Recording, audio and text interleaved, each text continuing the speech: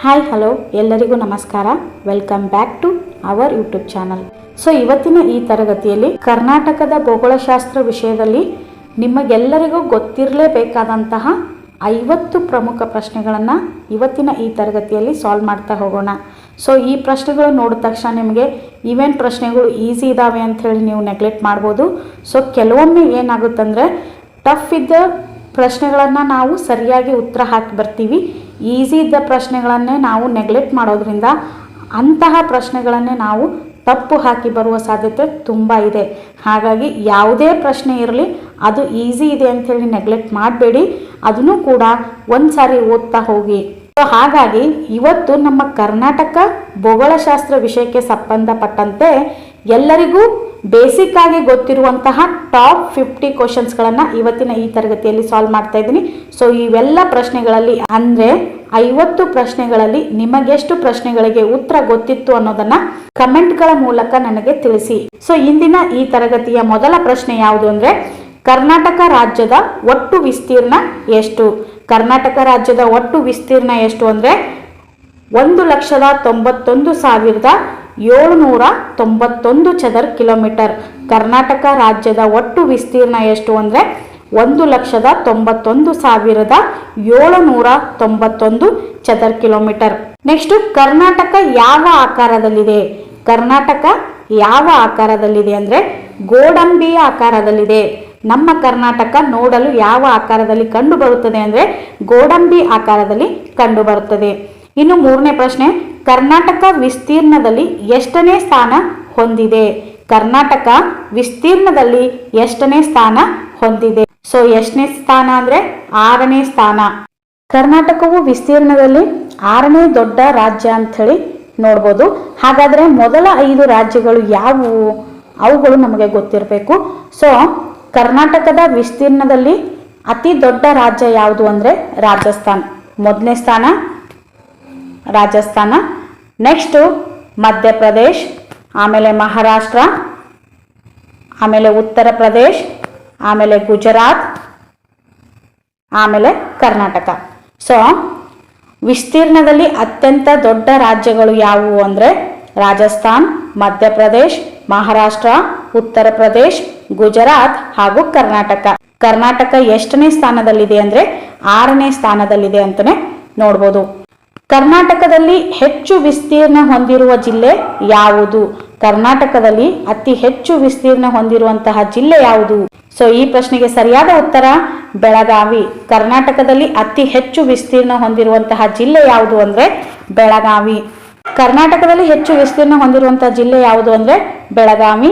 ಬೆಳಗಾವಿ ನಂತರ ಬರುವಂಥದ್ದೇ ಕಲಬುರಗಿ. ಸೊ ಈ ಪ್ರಶ್ನೆಗೆ ನೆನ್ಪಿಟ್ಕೋಬೇಕಂದ್ರೆ ಒಂದು ಟ್ರಿಕ್ಸು, ಅದು ಯಾವುದು ಅಂದರೆ BKTV.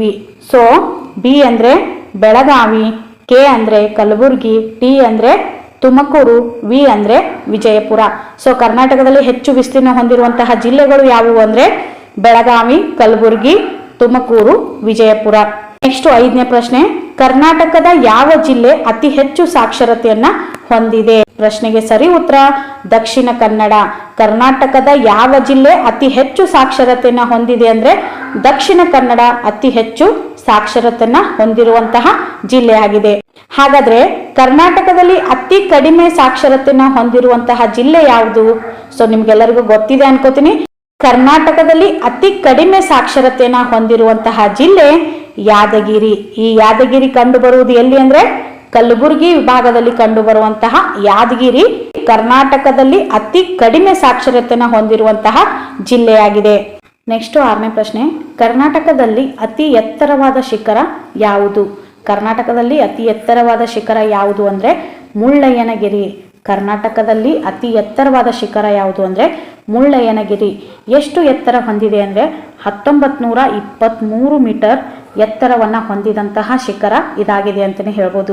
ಸೊ ಹಾಗಾದರೆ ಮುಳ್ಳಯ್ಯನಗಿರಿ ಈ ಶಿಖರ ಕಂಡು ಬರುವುದು ಯಾವ ಜಿಲ್ಲೆಯಲ್ಲಿ ಅಂದರೆ ಚಿಕ್ಕಮಗಳೂರು ಜಿಲ್ಲೆಯಲ್ಲಿ.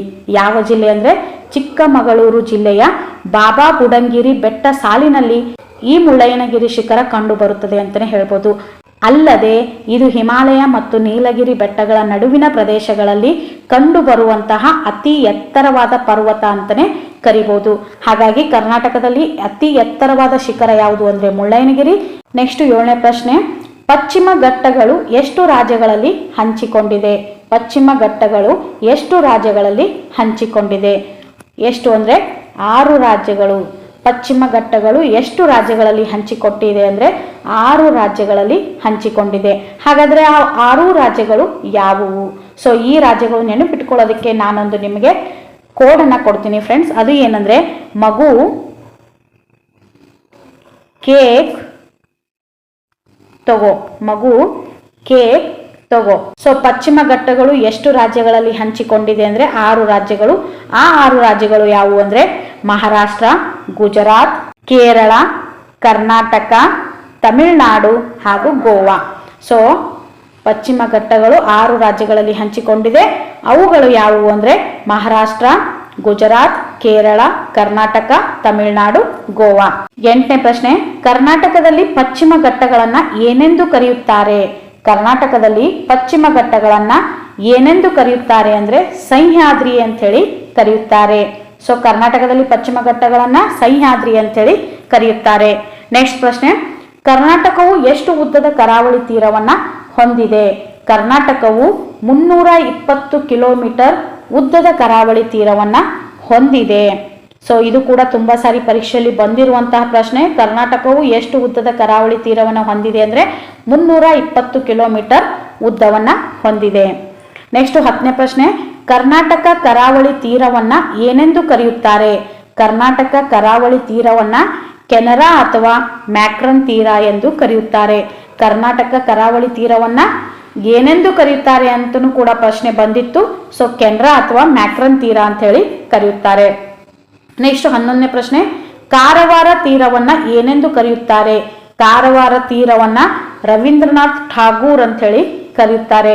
ಕಾರವಾರ ತೀರವನ್ನ ಯಾವ ಹೆಸರಿನಿಂದ ಕರೆಯುತ್ತಾರೆ ಅಂದ್ರೆ ರವೀಂದ್ರನಾಥ್ ಠಾಗೂರ್ ಅಂತ ಹೇಳಿ ಕರೆಯುತ್ತಾರೆ. ನೆಕ್ಸ್ಟ್ 12ನೇ ಪ್ರಶ್ನೆ, ಕರ್ನಾಟಕದ ಏಕೈಕ ಬಿಸಿ ನೀರಿನ ಬುಗ್ಗೆ ಯಾವುದು? ಕರ್ನಾಟಕದ ಏಕೈಕ ಬಿಸಿ ನೀರಿನ ಬುಗ್ಗೆ ಯಾವುದು ಅಂದ್ರೆ ಪುತ್ತೂರು. ಯಾವುದು ಅಂದ್ರೆ ಪುತ್ತೂರು. ಇದು ಕರ್ನಾಟಕದ ಏಕೈಕ ಬಿಸಿ ನೀರಿನ ಬುಗ್ಗೆ ಅಂತ ಹೇಳಿ ಕರೀತಾರೆ. ನೆಕ್ಸ್ಟ್ 13ನೇ ಪ್ರಶ್ನೆ, ಕರ್ನಾಟಕದಲ್ಲಿ ಅತಿ ಹೆಚ್ಚು ಮ್ಯಾಂಗ್ರೋವ್ ಅರಣ್ಯ ಕಂಡು ಬರುವುದು ಎಲ್ಲಿ? ಕರ್ನಾಟಕದಲ್ಲಿ ಅತಿ ಹೆಚ್ಚು ಮ್ಯಾಂಗ್ರೋವ್ ಅರಣ್ಯ ಕಂಡು ಬರುವುದು ಕುಂದಾಪುರ. ಎಲ್ಲಿ ಅಂದ್ರೆ ಉಡುಪಿಯ ಕುಂದಾಪುರದಲ್ಲಿ ಕರ್ನಾಟಕದಲ್ಲಿ ಅತಿ ಹೆಚ್ಚು ಮ್ಯಾಂಗ್ರೋವ್ ಅರಣ್ಯಗಳು ಕಂಡು ಬರುತ್ತವೆ. ನೆಕ್ಸ್ಟ್ 14ನೇ ಪ್ರಶ್ನೆ, ಕರ್ನಾಟಕದಲ್ಲಿ ಅತಿ ಹೆಚ್ಚು ಮಳೆ ಬೀಳುವ ಪ್ರದೇಶ ಯಾವುದು? ಕರ್ನಾಟಕದಲ್ಲಿ ಅತಿ ಹೆಚ್ಚು ಮಳೆ ಬೀಳುವ ಪ್ರದೇಶ ಆಗುಂಬೆ. ಕರ್ನಾಟಕದಲ್ಲಿ ಅತಿ ಹೆಚ್ಚು ಮಳೆ ಬೀಳೋದು ಆಗುಂಬೆ. ಹಾಗೂ ಭಾರತದಲ್ಲಿ ಅತಿ ಹೆಚ್ಚು ಮಳೆ ಬೀಳುವಂತಹ ಪ್ರದೇಶ ಯಾವುದು ಅಂದ್ರೆ ಮೇಘಾಲಯದ ಮೌಸಿನ್ರಾಮ್. ನೆಕ್ಸ್ಟ್, ಕರ್ನಾಟಕದಲ್ಲಿ ಅತಿ ಕಡಿಮೆ ಮಳೆ ಬೀಳುವ ಪ್ರದೇಶ ಯಾವುದು? ಅತಿ ಹೆಚ್ಚು ಪ್ರದೇಶ ಅಂದ್ರೆ ಆಗುಂಬೆ. ಕರ್ನಾಟಕದಲ್ಲಿ ಅತಿ ಕಡಿಮೆ ಮಳೆ ಬೀಳುವಂತಹ ಪ್ರದೇಶ ಯಾವುದು ಅಂದ್ರೆ ಚಿತ್ರದುರ್ಗ ಜಿಲ್ಲೆಯ ನಾಯಕನಹಟ್ಟಿ. ಚಿತ್ರದುರ್ಗ ಜಿಲ್ಲೆಯ ನಾಯಕನಹಟ್ಟಿ ಇದು ಕರ್ನಾಟಕದಲ್ಲಿ ಅತಿ ಕಡಿಮೆ ಮಳೆ ಬೀಳುವಂತಹ ಪ್ರದೇಶವಾಗಿದೆ. ಇನ್ನು ಭಾರತದ ವಿಷಯಕ್ಕೆ ಬಂದ್ರೆ ಭಾರತದಲ್ಲಿ ಅತಿ ಕಡಿಮೆ ಮಳೆ ಬೀಳುವಂತಹ ರಾಜ್ಯ ಯಾವುದು ಅಂದ್ರೆ ರಾಜಸ್ಥಾನ್. ಅತಿ ಕಡಿಮೆ ಮಳೆ ಬೀಳುವಂತಹ ರಾಜ್ಯ ರಾಜಸ್ಥಾನ್. ನೆಕ್ಸ್ಟ್ 16ನೇ ಪ್ರಶ್ನೆ, ಕರ್ನಾಟಕದಲ್ಲಿ ಅತಿ ಹೆಚ್ಚು ಯಾವ ಮಣ್ಣು ಕಂಡು ಬರುತ್ತದೆ? ಇದು ಕೂಡ ತುಂಬಾ ಸಾರಿ ಪರೀಕ್ಷೆಯಲ್ಲಿ ಬಂದಿರುವಂತಹ ಪ್ರಶ್ನೆ. ಕರ್ನಾಟಕದಲ್ಲಿ ಅತಿ ಹೆಚ್ಚು ಯಾವ ಮಣ್ಣು ಕಂಡು ಬರುತ್ತದೆ ಅಂದ್ರೆ ಕೆಂಪು ಮಣ್ಣು ಕಂಡು ಬರುತ್ತದೆ. ಕರ್ನಾಟಕದಲ್ಲಿ ಅತಿ ಹೆಚ್ಚು ಕೆಂಪು ಮಣ್ಣು ಕಂಡು ಬರುತ್ತದೆ. ಇನ್ನು ಭಾರತದಲ್ಲಿ ಅತಿ ಹೆಚ್ಚು ಯಾವ ಮಣ್ಣು ಕಂಡು ಬರುತ್ತದೆ ಅಂದ್ರೆ ಭಾರತದಲ್ಲಿ ಅತಿ ಹೆಚ್ಚು ಮೆಕ್ಕಲು ಮಣ್ಣು ಕಂಡು ಬರುತ್ತದೆ. ಇನ್ನು ಮಣ್ಣಿನ ಅಧ್ಯಯನವನ್ನ ಏನೆಂದು ಕರೆಯಲಾಗುತ್ತದೆ? 17ನೇ ಪ್ರಶ್ನೆ, ಮಣ್ಣಿನ ಅಧ್ಯಯನವನ್ನ ಏನೆಂದು ಕರೆಯಲಾಗುತ್ತದೆ? ಸೊ ಮಣ್ಣಿನ ಅಧ್ಯಯನವನ್ನ ಪೆಡಾಲಜಿ ಅಂತ ಹೇಳಿ ಕರೆಯಲಾಗುತ್ತದೆ. ಸೊ ಮಣ್ಣಿನ ಕುರಿತು ಅಧ್ಯಯನ ಮಾಡುವಂತಹ ವಿಭಾಗಕ್ಕೆ ನಾವು ಪೆಡಾಲಜಿ ಅಂತ ಹೇಳಿ ಕರೆಯುತ್ತೇವೆ. ನೆಕ್ಸ್ಟ್ 18ನೇ ಪ್ರಶ್ನೆ, ಮಣ್ಣಿನಲ್ಲಿರುವ ಆಮ್ಲ ಯಾವುದು? ಮಣ್ಣಿನಲ್ಲಿರುವ ಆಮ್ಲ ಯಾವುದು ಅಂದ್ರೆ ಹ್ಯೂಮಿಕ್ ಆಮ್ಲ. ಮಣ್ಣಿನಲ್ಲಿರುವಂತಹ ಆಮ್ಲ ಹ್ಯೂಮಿಕ್ ಆಮ್ಲ. ನೆಕ್ಸ್ಟ್, ಮೆಕ್ಕಲು ಮಣ್ಣು ಎಂದರೆ ಏನು? ಮೆಕ್ಕಲು ಮಣ್ಣು ಅಂದರೆ ನದಿಗಳ ಸಂಚಯನದಿಂದ ಉತ್ಪತ್ತಿಯಾದ ಮಣ್ಣಿಗೆ ನಾವು ಮೆಕ್ಕಲು ಮಣ್ಣು ಅಂತ ಹೇಳಿ ಕರಿತೀವಿ. ನದಿಗಳ ಸಂಚಯನದಿಂದ ಉಂಟಾಗುವಂತಹ ಮಣ್ಣಿಗೆ ನಾವು ಮೆಕ್ಕಲು ಮಣ್ಣು ಎಂದು ಕರಿತೀವಿ. ಇನ್ನು ಕಪ್ಪು ಮಣ್ಣು ಅಂದ್ರೆ ಏನು?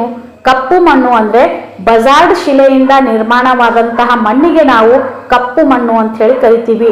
ಬಜಾಲ್ಟ್ ಶಿಲೆಯಿಂದ ನಿರ್ಮಾಣವಾದ ಮಣ್ಣಿಗೆ ಕಪ್ಪು ಮಣ್ಣು ಅಂತ ಹೇಳಿ ಕರಿತೀವಿ. ಇನ್ನು ಮೆಕ್ಕಲು ಮಣ್ಣು ಅಂದ್ರೆ ಏನು? ಮೆಕ್ಕಲು ಮಣ್ಣು ಅಂದ್ರೆ ನದಿಗಳ ಸಂಚಯನದಿಂದ ಉಂಟಾಗುವಂತಹ ಮಣ್ಣಿಗೆ ನಾವು ಮೆಕ್ಕಲು ಮಣ್ಣು ಅಂತ ಹೇಳಿ ಕರಿತೀವಿ. ಕೆಂಪು ಮಣ್ಣು ಅಂದ್ರೆ ಏನು? ಗ್ರಾನೈಟ್ ಶಿಲೆಯಿಂದ ಶಿಥಿಲೀಕರಣವಾದಂತಹ ಮಣ್ಣಿಗೆ ನಾವು ಕೆಂಪು ಮಣ್ಣು ಅಂತ ಹೇಳಿ ಕರಿತೀವಿ. ಇದು ಕೂಡ ತುಂಬಾ ಇಂಪಾರ್ಟೆಂಟ್ ಆದ ಪ್ರಶ್ನೆ ಅಂತಾನೆ ಹೇಳ್ಬೋದು. 20ನೇ ಪ್ರಶ್ನೆ, ಕರ್ನಾಟಕದಲ್ಲಿ ಉದ್ದವಾಗಿ ಹರಿಯುವ ನದಿ ಯಾವುದು? ಕರ್ನಾಟಕದಲ್ಲಿ ಉದ್ದವಾಗಿ ಹರಿಯುವಂತಹ ನದಿ ಯಾವುದು ಅಂದ್ರೆ ಕೃಷ್ಣಾ ನದಿ. ಕರ್ನಾಟಕದಲ್ಲಿ ಉದ್ದವಾಗಿ ಹರಿಯುವಂತಹ ನದಿ ಕೃಷ್ಣಾ ನದಿ. ಇನ್ನು ಕಾವೇರಿ ನದಿಯ ಉಗಮ ಯಾವುದು? ಕಾವೇರಿ ನದಿಯ ಉಗಮ ತಲಕಾವೇರಿ. ಕಾವೇರಿ ನದಿಯ ಉಗಮವಾಗುವಂತಹ ಸ್ಥಳ ಯಾವುದು ಅಂದ್ರೆ ತಲಕಾವೇರಿ. ನೆಕ್ಸ್ಟ್, ಗೋಕಾಕ್ ಜಲಪಾತ ಯಾವ ನದಿಯಿಂದ ನಿರ್ಮಾಣವಾಗಿದೆ? ಗೋಕಾಕ್ ಜಲಪಾತ ಯಾವ ನದಿಯಿಂದ ನಿರ್ಮಾಣವಾಗಿದೆ ಅಂದ್ರೆ ಘಟಪ್ರಭಾ ನದಿಯಿಂದ ನಿರ್ಮಾಣವಾಗಿದೆ. ಗೋಕಾಕ್ ಜಲಪಾತ ಘಟಪ್ರಭಾ ನದಿಯಿಂದ ನಿರ್ಮಾಣವಾಗಿದೆ. ನೆಕ್ಸ್ಟ್ 23ನೇ ಪ್ರಶ್ನೆ, ಮಲಪ್ರಭಾ ನದಿಗೆ ಅಡ್ಡಲಾಗಿ ಕಟ್ಟಿರುವ ಆಣೆಕಟ್ಟು ಯಾವುದು? ಮಲಪ್ರಭಾ ನದಿಗೆ ಅಡ್ಡಲಾಗಿ ಕಟ್ಟಿರುವಂತಹ ಆಣೆಕಟ್ಟು ಯಾವುದು? ಸೊ ಈ ಪ್ರಶ್ನೆಗೆ ಸರಿ ಉತ್ತರ ರೇಣುಕಾ ಸಾಗರ ಆಣೆಕಟ್ಟು. ಮಲಪ್ರಭಾ ನದಿಗೆ ಅಡ್ಡಲಾಗಿ ಕಟ್ಟಿರುವಂತಹ ಆಣೆಕಟ್ಟು ಯಾವುದು ಅಂದ್ರೆ ರೇಣುಕಾ ಸಾಗರ ಆಣೆಕಟ್ಟು. ನೆಕ್ಸ್ಟ್ 24ನೇ ಪ್ರಶ್ನೆ, ಕರ್ನಾಟಕದ ಕಣ್ಣೀರಿನ ನದಿ ಯಾವುದು? ಕರ್ನಾಟಕದ ಕಣ್ಣೀರಿನ ನದಿ ಯಾವುದು? ಸೊ ಈ ಪ್ರಶ್ನೆಗೆ ಸರಿ ಉತ್ತರ ಡೋಣಿ ನದಿ. ಕರ್ನಾಟಕದ ಕಣ್ಣೀರಿನ ನದಿ ಅಂತೇಳಿ ಯಾವ ನದಿ ಕರಿತೀವಿ ಅಂದ್ರೆ ಡೋಣಿ ನದಿಗೆ ಕರ್ನಾಟಕದ ಕಣ್ಣೀರಿನ ನದಿ ಅಂತೇಳಿ ಕರೆಯುತ್ತೇವೆ. ಇನ್ನು 25ನೇ ಪ್ರಶ್ನೆ, ಕಾವೇರಿ ನದಿಯ ಉಪನದಿ ಯಾವುದು? ಕಾವೇರಿ ನದಿಯ ಉಪನದಿ ಲಕ್ಷ್ಮಣ ತೀರ್ಥ. ನೆಕ್ಸ್ಟ್ 26ನೇ ಪ್ರಶ್ನೆ, ಪಶ್ಚಿಮಕ್ಕೆ ಹರಿಯುವ ಅತಿ ಉದ್ದ ನದಿ ಯಾವುದು? ಪಶ್ಚಿಮಕ್ಕೆ ಹರಿಯುವ ಅತಿ ಉದ್ದ ನದಿ ಕಾಳಿ ನದಿ.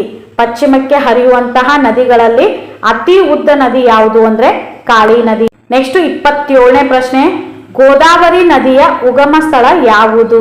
ಗೋದಾವರಿ ನದಿಯ ಉಗಮ ಸ್ಥಳ ತ್ರಯಂಬಕೇಶ್ವರ. ಗೋದಾವರಿ ನದಿಯ ಉಗಮ ಸ್ಥಳ ಯಾವುದು ಅಂದ್ರೆ ತ್ರಯಂಬಕೇಶ್ವರ. ನೆಕ್ಸ್ಟ್ 28ನೇ ಪ್ರಶ್ನೆ, ಅತಿ ಹೆಚ್ಚು ಬಾವಿ ನೀರಾವರಿ ಹೊಂದಿರುವ ಜಿಲ್ಲೆ ಯಾವುದು? ಅತಿ ಹೆಚ್ಚು ಬಾವಿ ನೀರಾವರಿ ಹೊಂದಿರುವಂತಹ ಜಿಲ್ಲೆ ಯಾವುದು? ಸೊ ಈ ಪ್ರಶ್ನೆಗೆ ಸರಿ ಉತ್ತರ ಬೆಳಗಾವಿ. ಬೆಳಗಾವಿ ಜಿಲ್ಲೆಯಲ್ಲಿ ಅತಿ ಹೆಚ್ಚು ಬಾವಿ ನೀರಾವರಿ ಹೊಂದಿದೆ ಅಂತಾನೆ ಹೇಳ್ಬೋದು. ನೆಕ್ಸ್ಟ್ 29ನೇ ಪ್ರಶ್ನೆ, ಏಷ್ಯಾ ಖಂಡದ ಮೊದಲ ನೀರಾವರಿ ಯೋಜನೆ ಯಾವುದು? ಏಷ್ಯಾ ಖಂಡದ ಮೊದಲ ನೀರಾವರಿ ಯೋಜನೆ ಯಾವುದಂದ್ರೆ ವಾಣಿ ವಿಲಾಸ. ಏಷ್ಯಾ ಖಂಡದ ಮೊದಲ ನೀರಾವರಿ ಯೋಜನೆ ವಾಣಿ ವಿಲಾಸ.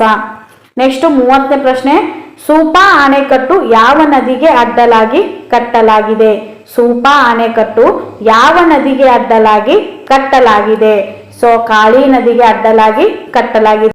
ಯಾವ ಆಣೆಕಟ್ಟು ಅಂದ್ರೆ ಸೂಪಾ ಆಣೆಕಟ್ಟು ಕಾಳಿ ನದಿಗೆ ಅಡ್ಡಲಾಗಿ ಕಟ್ಟಲಾಗಿದೆ. ನೆಕ್ಸ್ಟ್ 31ನೇ ಪ್ರಶ್ನೆ, ಕರ್ನಾಟಕದಲ್ಲಿ ಸ್ಥಳಾಂತರ ಬೇಸಾಯವನ್ನ ಯಾವ ಹೆಸರಿನಿಂದ ಕರೆಯುತ್ತಾರೆ? ಕರ್ನಾಟಕದಲ್ಲಿ ಸ್ಥಳಾಂತರ ಬೇಸಾಯವನ್ನ ಕಮರಿ ಅನ್ನುವಂತಹ ಹೆಸರಿನಿಂದ ಕರೆಯುತ್ತಾರೆ. ಸೊ ಕಮರಿ ಅಂದ್ರೆ ಏನು ಅಂದ್ರೆ ಸ್ಥಳಾಂತರ ಬೇಸಾಯ ಅಂತೇಳಿ ಕರಿತೀವಿ. ಸೊ ಕರ್ನಾಟಕದಲ್ಲಿ ಸ್ಥಳಾಂತರ ಬೇಸಾಯವನ್ನ ಈ ಕಮರಿ ಅನ್ನುವಂತಹ ಹೆಸರಿನಿಂದ ಕರೆಯುತ್ತಾರೆ. ನೆಕ್ಸ್ಟ್ 32ನೇ ಪ್ರಶ್ನೆ, ಕರ್ನಾಟಕದಲ್ಲಿ ರೈಸ್ ಪಾರ್ಕ್ ಎಲ್ಲಿದೆ? ಕರ್ನಾಟಕದಲ್ಲಿ ರೈಸ್ ಪಾರ್ಕ್ ಎಲ್ಲಿದೆ ಅಂದ್ರೆ ಕಾರಟಗಿ. ಈ ಕಾರಟಗಿಯಲ್ಲಿ ರೈಸ್ ಪಾರ್ಕ್ ಅನ್ನ ನಾವು ನೋಡಬಹುದು. ಇನ್ನು 33ನೇ ಪ್ರಶ್ನೆ, ಹತ್ತಿ ಬೆಳೆಗೆ ಸೂಕ್ತ ಮಣ್ಣು ಯಾವುದು? ಹತ್ತಿ ಬೆಳೆಗೆ ಸೂಕ್ತ ಮಣ್ಣು ಯಾವುದು ಅಂದ್ರೆ ಕಪ್ಪು ಮಣ್ಣು. ಈ ಕಪ್ಪು ಮಣ್ಣು ಹತ್ತಿ ಬೆಳೆಗೆ ಅತ್ಯಂತ ಪ್ರಮುಖವಾಗಿ ಸೂಕ್ತವಾಗುತ್ತೆ ಅಂತಾನೆ ಹೇಳ್ಬೋದು. ನೆಕ್ಸ್ಟ್ 34ನೇ ಪ್ರಶ್ನೆ, ಕರ್ನಾಟಕದ ಮ್ಯಾಂಚೆಸ್ಟರ್ ಯಾವುದು? ಕರ್ನಾಟಕದ ಮ್ಯಾಂಚೆಸ್ಟರ್ ದಾವಣಗೆರೆ. ಈ ದಾವಣಗೆರೆಯನ್ನ ಕರ್ನಾಟಕದ ಮ್ಯಾಂಚೆಸ್ಟರ್ ಎಂದು ಕರೆಯಲಾಗುವುದು. ನೆಕ್ಸ್ಟ್ 35ನೇ ಪ್ರಶ್ನೆ, ಬಡವರ ಬೆಳ್ಳಿ ಹಾಗೂ 21ನೇ ಶತಮಾನದ ಅಚ್ಚರಿಯ ಲೋಹ ಯಾವುದು? ಬಡವರ ಬೆಳ್ಳಿ ಅಂತ ಹೇಳಿ ಕರೆಯಲ್ಪಡುವಂತಹ ಲೋಹ ಯಾವುದು ಅಂದ್ರೆ ಅಲ್ಯೂಮಿನಿಯಂ. ಈ ಅಲ್ಯೂಮಿನಿಯಂ ಅನ್ನ ಬಡವರ ಬೆಳ್ಳಿ ಹಾಗೂ 21ನೇ ಶತಮಾನದ ಅಚ್ಚರಿಯ ಲೋಹ ಅಂತ ಹೇಳಿ ಕರೆಯಲಾಗುತ್ತದೆ. ನೆಕ್ಸ್ಟ್ 36ನೇ ಪ್ರಶ್ನೆ, ಗ್ರೀನ್ ಫುಡ್ ಪಾರ್ಕ್ ಎಲ್ಲಿದೆ? ಗ್ರೀನ್ ಫುಡ್ ಪಾರ್ಕ್ ಎಲ್ಲಿದೆ? ಸೊ ಬಾಗಲಕೋಟೆಯಲ್ಲಿ ನಾವು ನೋಡ್ಬೋದು. ಗ್ರೀನ್ ಫುಡ್ ಪಾರ್ಕ್ ಬಾಗಲಕೋಟೆಯಲ್ಲಿದೆ. ನೆಕ್ಸ್ಟ್ 37ನೇ ಪ್ರಶ್ನೆ, ರೇಷ್ಮೆ ಬೆಳೆಗೆ ಪ್ರೋತ್ಸಾಹಿಸಿದವರು ಯಾರು? ರೇಷ್ಮೆ ಬೆಳೆಗೆ ಪ್ರೋತ್ಸಾಹಿಸಿದವರು ಯಾರು ಅಂದ್ರೆ ಟಿಪ್ಪು ಸುಲ್ತಾನ್. ನೆಕ್ಸ್ಟ್ 38ನೇ ಪ್ರಶ್ನೆ, ಭಾರತದ ನಯಾಗರ್ ಯಾವುದು? ಭಾರತದ ನಯಾಗರ್ ಚಿತ್ರಕೂಟ ಜಲಪಾತ. ಈ ಚಿತ್ರಕೂಟ ಜಲಪಾತವನ್ನ ಭಾರತದ ನಯಾಗರ್ ಎಂದು ಕರೆಯುತ್ತಾರೆ. ನೆಕ್ಸ್ಟ್ ಕರ್ನಾಟಕದ ನಯಾಗರ್ ಯಾವುದು? ಸೊ ಕರ್ನಾಟಕದ ನಯಾಗರ್ ಯಾವುದು ಅಂದ್ರೆ ಗೋಕಾಕ್ ಜಲಪಾತ. ಗೋಕಾಕ್ ಜಲಪಾತವನ್ನ ಕರ್ನಾಟಕದ ನಯಾಗರ್ ಎಂದು ಕರೆಯಲಾಗುತ್ತದೆ. ಇನ್ನು ಚಿತ್ರಕೂಟ ಜಲಪಾತವನ್ನ ಭಾರತದ ನಯಾಗರ್ ಎಂದು ಕರೆಯಲಾಗುತ್ತದೆ. ಸೊ ಈ ಪ್ರಶ್ನೆ ಕೂಡ ತುಂಬಾ ಇಂಪಾರ್ಟೆಂಟ್ ಆದ ಪ್ರಶ್ನೆಯಾಗಿದೆ. ನೆಕ್ಸ್ಟ್ 40ನೇ ಪ್ರಶ್ನೆ, ಕರ್ನಾಟಕದಲ್ಲಿ ಅತಿ ಹೆಚ್ಚು ಅರಣ್ಯ ಕಂಡು ಬರುವ ಜಿಲ್ಲೆ ಯಾವುದು? ಕರ್ನಾಟಕದಲ್ಲಿ ಅತಿ ಹೆಚ್ಚು ಅರಣ್ಯ ಕಂಡು ಬರುವಂತಹ ಜಿಲ್ಲೆ ಉತ್ತರ ಕನ್ನಡ. ಸೊ ಉತ್ತರ ಕನ್ನಡದಲ್ಲಿ ಅತಿ ಹೆಚ್ಚು ಅರಣ್ಯ ಕಂಡು ಬರುವುದು ನೋಡಬಹುದು. ಹಾಗಾದ್ರೆ ಅತಿ ಕಡಿಮೆ ಅರಣ್ಯ ಕಂಡು ಬರುವಂತಹ ಜಿಲ್ಲೆ ಯಾವುದು ಅಂದ್ರೆ ವಿಜಯಪುರ. ವಿಜಯಪುರದಲ್ಲಿ ಅತಿ ಕಡಿಮೆ ಪ್ರಮಾಣದಲ್ಲಿ ಅರಣ್ಯ ಪ್ರದೇಶವನ್ನ ನಾವು ನೋಡಬಹುದು. ನೆಕ್ಸ್ಟ್ 41ನೇ ಪ್ರಶ್ನೆ, ಗುಡುವಿ ಪಕ್ಷಿಧಾಮ ಎಲ್ಲಿ ಕಂಡು ಬರುತ್ತದೆ? ಈ ಗುಡುವಿ ಪಕ್ಷಿಧಾಮ ಶಿವಮೊಗ್ಗ ಜಿಲ್ಲೆಯಲ್ಲಿ ಕಂಡು ಬರುತ್ತದೆ. ಗುಡವಿ ಪಕ್ಷಿಧಾಮ ಶಿವಮೊಗ್ಗ ಜಿಲ್ಲೆಯಲ್ಲಿ ಕಂಡು ಬರುತ್ತದೆ. ನೆಕ್ಸ್ಟ್ 42ನೇ ಪ್ರಶ್ನೆ, ಬಂಡೀಪುರ್ ರಾಷ್ಟ್ರೀಯ ಉದ್ಯಾನವನ ಎಲ್ಲಿ ಕಂಡು ಬರುತ್ತದೆ? ಬಂಡೀಪುರ್ ರಾಷ್ಟ್ರೀಯ ಉದ್ಯಾನವನ ಎಲ್ಲಿ ಕಂಡು ಬರುತ್ತದೆ ಅಂದ್ರೆ ಚಾಮರಾಜನಗರ. ಚಾಮರಾಜನಗರದಲ್ಲಿ ಬಂಡೀಪುರ್ ರಾಷ್ಟ್ರೀಯ ಉದ್ಯಾನವನ ಕಂಡು ಬರುತ್ತದೆ. ಈ ಬಂಡೀಪುರ್ ಹಾಗೂ ಬನ್ನೇರಘಟ್ಟ ಕನ್ಫ್ಯೂಸ್ ಆಗುತ್ತೆ ಫ್ರೆಂಡ್ಸ್. ಸೊ ಬನ್ನೇರಘಟ್ಟ ಕಂಡು ಬರುವುದು ಎಲ್ಲಿ ಅಂದ್ರೆ ಬೆಂಗಳೂರು. ಈ ಬನ್ನೇರುಘಟ್ಟ ಕಂಡು ಬರುವುದು ಬೆಂಗಳೂರಿನಲ್ಲಿ. ಈ ಬಂಡೀಪುರ ಕಂಡು ಬರುವುದು ಚಾಮರಾಜನಗರದಲ್ಲಿ. ನೆಕ್ಸ್ಟ್ 43ನೇ ಪ್ರಶ್ನೆ, ಅಂಶಿ ರಾಷ್ಟ್ರೀಯ ಉದ್ಯಾನವನ ಎಲ್ಲಿದೆ? ಅಂಶಿ ರಾಷ್ಟ್ರೀಯ ಉದ್ಯಾನವನ ಉತ್ತರ ಕನ್ನಡ ಜಿಲ್ಲೆಯಲ್ಲಿ ಕಂಡು ಬರುತ್ತದೆ. ಉತ್ತರ ಕನ್ನಡ ಜಿಲ್ಲೆಯಲ್ಲಿ ಕಂಡು ಬರುವಂತಹ ರಾಷ್ಟ್ರೀಯ ಉದ್ಯಾನವನ ಯಾವುದು ಅಂದ್ರೆ ಅಂಶಿ ರಾಷ್ಟ್ರೀಯ ಉದ್ಯಾನವನ. ಇನ್ನು ನೆಕ್ಸ್ಟ್ 44ನೇ ಪ್ರಶ್ನೆ, ಭಾರತದ ಕಪ್ಪು ಎರೆ ಭೂಮಿಯನ್ನು ಹೀಗೂ ಕರೆಯುತ್ತಾರೆ. ಭಾರತದ ಕಪ್ಪು ಎರೆ ಭೂಮಿಯನ್ನ ಹೀಗೂ ಕರೆಯುತ್ತಾರೆ ಅಂದ್ರೆ ರೇಗೂರು ಎಂದು ಕರೆಯಲಾಗುತ್ತದೆ. ಭಾರತದ ಕಪ್ಪು ಎರೆ ಭೂಮಿಯನ್ನ ರೇಗೂರು ಎಂದು ಕರೆಯುತ್ತಾರೆ. ನೆಕ್ಸ್ಟ್ 45ನೇ ಪ್ರಶ್ನೆ, ಕರ್ನಾಟಕ ಸಂಕ್ರಾಂತಿ ವೃತ್ತ ಮತ್ತು ಮಕರ ಸಂಕ್ರಾಂತಿ ವೃತ್ತದ ನಡುವಿನ ಪ್ರದೇಶವನ್ನ ಏನೆಂದು ಕರೆಯುತ್ತಾರೆ? ಕರ್ನಾಟಕ ಸಂಕ್ರಾಂತಿ ವೃತ್ತ ಮತ್ತು ಮಕರ ಸಂಕ್ರಾಂತಿ ವೃತ್ತದ ನಡುವೆ ಇರುವಂತಹ ಪ್ರದೇಶವನ್ನ ಏನೆಂದು ಕರೆಯಲಾಗುತ್ತದೆ ಅಂದ್ರೆ ಮರಿಡ್ ವಲಯ ಅಂತ ಹೇಳಿ ಕರೆಯಲಾಗುತ್ತದೆ. ನೆಕ್ಸ್ಟ್ 46ನೇ ಪ್ರಶ್ನೆ, ಮ್ಯಾಂಗ್ರೋವ್ ಸಸ್ಯ ವರ್ಗವು ಅತ್ಯಧಿಕ ಪ್ರಮಾಣದಲ್ಲಿ ಎಲ್ಲಿ ಕಾಣುತ್ತದೆ? ಸೊ ಮ್ಯಾಂಗ್ರೋವ್ ಸಸ್ಯ ವರ್ಗವು ಅತ್ಯಧಿಕ ಪ್ರಮಾಣದಲ್ಲಿ ಎಲ್ಲಿ ಕಾಣುತ್ತದೆ ಅಂದ್ರೆ ತೀರ ಪ್ರದೇಶಗಳಲ್ಲಿ. ಮ್ಯಾಂಗ್ರೋವ್ ಸಸ್ಯ ವರ್ಗವು ಅತ್ಯಧಿಕ ಪ್ರಮಾಣದಲ್ಲಿ ತೀರ ಪ್ರದೇಶಗಳಲ್ಲಿ ಕಾಣಸಿಗುತ್ತದೆ. ನೆಕ್ಸ್ಟ್ 47ನೇ ಪ್ರಶ್ನೆ, ಬಹುತೇಕ ಖನಿಜ ಅದಿರುಗಳನ್ನ ಭಾರತದ ಯಾವ ಬಂದರಿನಿಂದ ರಫ್ತು ಮಾಡಲಾಗುತ್ತದೆ? ಸೊ ಈ ಪ್ರಶ್ನೆಗೆ ಸರಿ ಉತ್ತರ ಪ್ಯಾರಾದೀಪ್. ಬಹುತೇಕ ಖನಿಜ ಅದಿರುಗಳನ್ನ ಭಾರತದ ಪ್ಯಾರಾದೀಪ್ ಬಂದರಿನಿಂದ ರಫ್ತು ಮಾಡಲಾಗುತ್ತದೆ. ನೆಕ್ಸ್ಟ್ 48ನೇ ಪ್ರಶ್ನೆ, ಖಾಸಿ ಮತ್ತು ಗಾರೋ ಬುಡಕಟ್ಟಿನ ಜನರು ಯಾವ ಪ್ರದೇಶದಲ್ಲಿ ಕಂಡು ಬರುತ್ತಾರೆ? ಖಾಸಿ ಮತ್ತು ಗಾರೋ ಬುಡಕಟ್ಟಿನ ಜನರು ಯಾವ ಪ್ರದೇಶದಲ್ಲಿ ಕಂಡು ಬರುತ್ತಾರೆ ಅಂದ್ರೆ ಮೇಘಾಲಯ ಪ್ರದೇಶದಲ್ಲಿ ಕಂಡು ಬರುತ್ತಾರೆ. ಈ ಮೇಘಾಲಯ ಪ್ರದೇಶದಲ್ಲಿ ಕಂಡು ಬರುವಂತಹ ಬುಡಕಟ್ಟು ಜನಾಂಗದವರು ಯಾರು ಅಂದ್ರೆ ಖಾಸಿ ಮತ್ತು ಗಾರೋ. ನೆಕ್ಸ್ಟ್ 49ನೇ ಪ್ರಶ್ನೆ, ವಾತಾವರಣದ ಯಾವ ವಲಯದಲ್ಲಿ ಓಜೋನ್ ಪದರು ರೂಪುಗೊಳ್ಳುತ್ತದೆ? ಈ ಪ್ರಶ್ನೆ ಅಂತೂ ತುಂಬಾ ಸಾರಿ ಪರೀಕ್ಷೆಯಲ್ಲಿ ಬಂದಿರುವಂತಹ ಪ್ರಶ್ನೆ. ವಾತಾವರಣದ ಯಾವ ವಲಯದಲ್ಲಿ ಓಜೋನ್ ಪದರವು ರೂಪುಗೊಳ್ಳುತ್ತದೆ ಅಂದ್ರೆ ಸ್ಟ್ರಾಟೋಸ್ಪಿಯರ್. ಈ ಸ್ಟ್ರಾಟೋಸ್ಪಿಯರ್ ನಲ್ಲಿ ಓಜೋನ್ ಪದರವು ರೂಪುಗೊಳ್ಳುತ್ತದೆ. ನೆಕ್ಸ್ಟ್ ಈ ತರಗತಿಯ ಕೊನೆಯ ಪ್ರಶ್ನೆ ಹಾಗೂ 50ನೇ ಪ್ರಶ್ನೆ, ಸೌರವ್ಯೂಹದಲ್ಲಿ ಅತ್ಯಂತ ಸಾಂದ್ರವಾದ ಗ್ರಹ ಯಾವುದು? ಸೌರವ್ಯೂಹದಲ್ಲಿ ಅತ್ಯಂತ ಸಾಂದ್ರವಾದ ಗ್ರಹ ಯಾವುದು ಅಂದ್ರೆ ಭೂಮಿ.